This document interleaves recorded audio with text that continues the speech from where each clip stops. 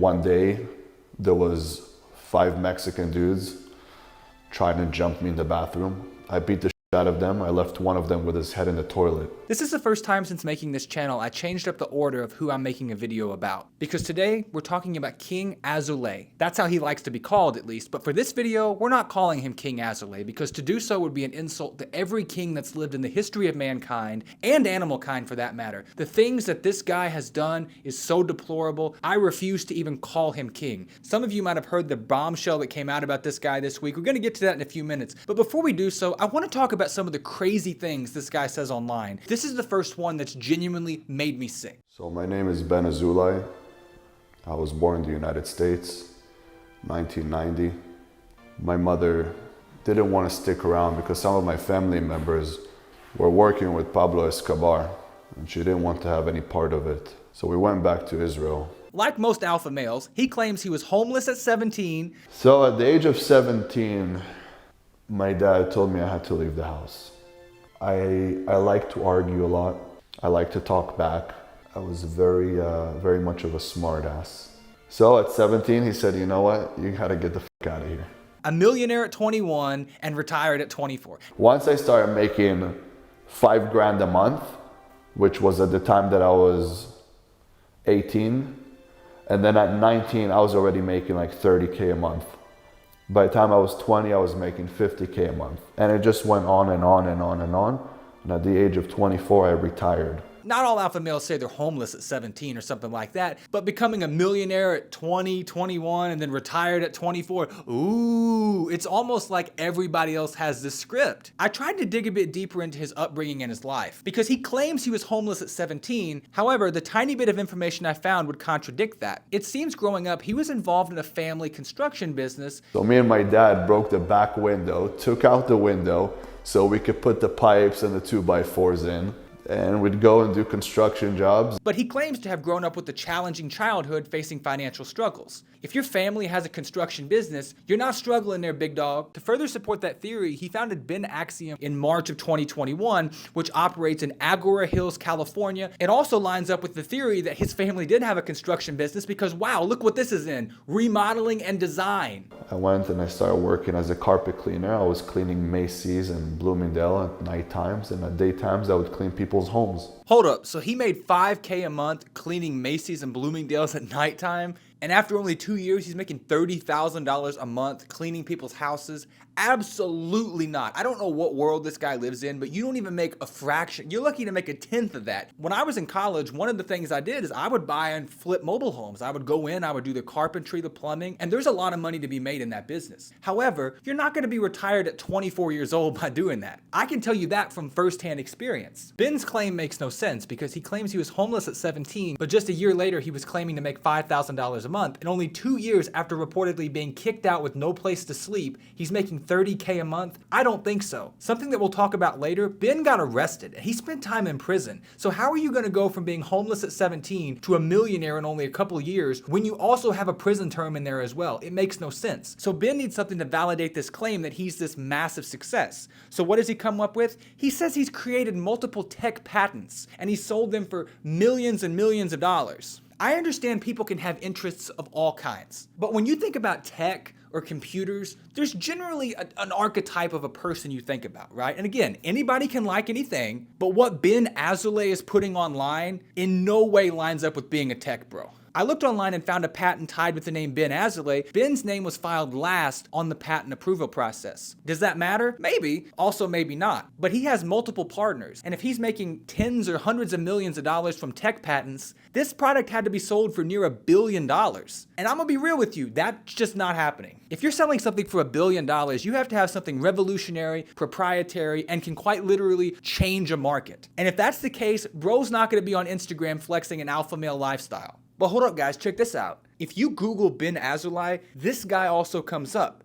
They have the same name. And it got me thinking, our Ben Azoulay, or King Azoulay as he likes to call it, claims that he created these tech patents, but what if he simply stole the idea from someone else named Ben Azoulay? The reason I think this is a possibility, check this out. Look at the names of the other people on this patent. You have Bastien and Clement, both of which are French names. If you look at the web searches of this Ben Azoulay, everything comes up in French. So perhaps this is the real Ben Azoulay, not the guy over here we're talking about. Just an interesting theory. Now let's go into the crazy claim that he trained with the Shaolin monks. He said this training gave him superhuman strength. He says they, quote, hardened his skull by repeatedly banging his head against walls. This has got to be one of the stupidest generalizations I've ever seen. I've been to Asia. I feel like in this video I'm saying I've done everything, but I promise I've done all this stuff. Being around monks is one of the coolest things you can do if you've never done it. There's even some monks that will teach you. Here's the thing though, it's not a weekend retreat. You don't go up to a monastery and say, hey, I'd like to come and get superhuman strength. They're not even going to entertain you. It's a serious commitment. And it would shape your entire outlook on life,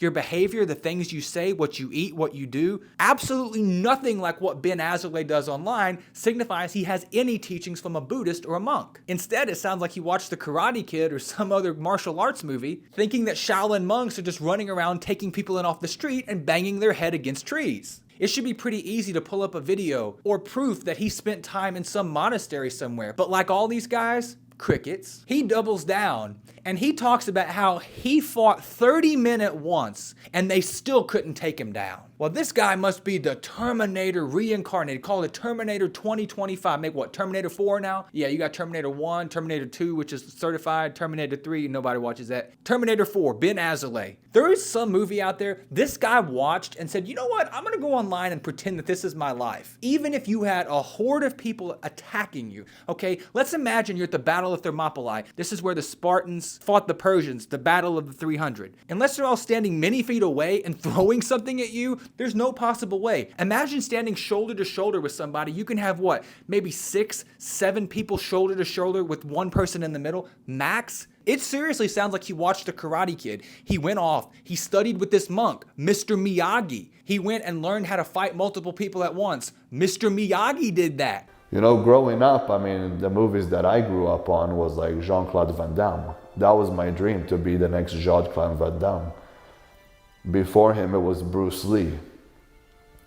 Then we had Steven Seagal, we had Arnold, we had Sylvester Stallone. Azoulay talks about making tons and tons of money from his social medias as well, and I'll admit he has a pretty big social media following. I feel very strongly in saying, based on his recent analytics on YouTube, he's making less than 10K a month on this channel. A lot of people have it messed up thinking millions of followers or hundreds of thousands of followers means a lot of money. No, it's about the views. If you have a channel with 5,000 subs but 1 million views in the last month versus a channel with 500,000 subscribers and only 75,000 views the last month, that 5,000 subscriber channel is going to make substantially more money. Of course, he's offering his programs, his courses. He always takes a second to go and show off his strong physique and how you can become like him. Join his Telegram group. This is one of the first guys I've seen use Telegram. Most people have their own dedicated platform. And I got arrested for something that they said that I did, and I didn't do it. It's crazy that he sits here and says he was convicted of something he didn't do when he pled guilty. He openly confessed to doing it. But what did he do? Ben Azoulay was convicted of a serious sexual offense involving a girl who was just 15, way below the age of consent. John Bravo goes into detail on it. I'm not going to get super in depth on it here, but guys, when I heard this case and I heard this story, this is one of the most disgusting things I've ever heard in real life. Ben Azoulay, his brother, and their friend got a 15-year-old girl intoxicated and took turns violating this young girl, one by one, turn after turn. That is appalling. And the fact this guy has a platform is disgraceful. I don't care how powerful a woman gets or how strong she gets. She cannot emasculate me. There's no way. Because there is no room online for people to go and do this type of behavior and then get to go and reap the benefits of fame later. Every dollar he makes should have to be redistributed to the girl and the family that he and his brother and their friend completely destroyed. A lot of the details on that case are still private. We don't know how much money was paid, but I'll tell you this much, he didn't go to prison for long enough. I found a woman that's a virgin. I'm gonna marry her before even sleeping with her. My problem is that there was too many idiot men out there that played too many women, and these women, they just want to find love. They're being hopelessly romantic because a woman wants love. she doesn't need sex. He actually said this. He had the nerve to call out the quote idiot men when he did what he did to a child. This is crazy, dog. I can't believe he has the nerve to sit here and say that. If I meet you and you're a cool girl, I'll tell you, hey, let's have fun. In less than 60 seconds after his righteous lecture about all the idiot men and how he would marry a virgin immediately, he contradicts himself and says that, oh, if you're cute and he wants to have fun, he'll have fun. You can't make this stuff up, guys. I'm just as mad at the judge in this case for not bringing justice and keeping these people where they need to be. And we all know where these guys belong. That is exactly why our justice system is the laughingstock of the world. Because you lock people up for 20 years for smoking weed. Now, I don't like weed, but you lock people up for 20 years for that. But you could go over here and you get out in only a couple years and you're able to go run around and be an alpha male and have courses and flex a millionaire lifestyle. Absolutely disgusting. I'm gonna tell you this, if I was the judge, 75 years minimum. These people are the one group of people that everyone, it doesn't matter who you are, if you're liberal or you're conservative, even if you're a criminal, you will go out in the street and you will find cold-blooded killers. Draw the line at people like this. That is my personal opinion. I do not wish any of you to harass him. I am saying that for my own legal protection, of course, but I want to make it clear how I feel about this. And given the circumstances, I don't think you guys will mind. But when I saw this, I knew I had to make a video. I was going to expose him later on, but since he put himself in the news, I said, you know, the time is now. What this guy did just needs to get out. That's my whole point in sharing this video. It's not the crazy things he says. It's the fact that this guy is actually a danger. They shouldn't have canceled To Catch a Predator with Chris Hansen, but that Chris Hansen's the OG.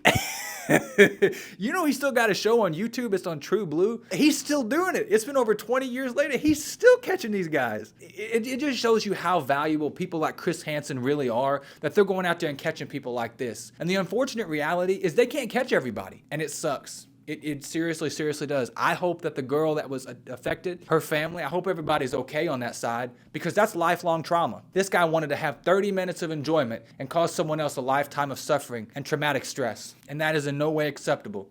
I'm looking for you guys to tell me, hey, King Azoulay, you helped me find the king inside of me. That king that I was looking for. Because each and every one of you could create your own kingdom. But you know, going through life, the things that I've done, that's what made me the man that I am today.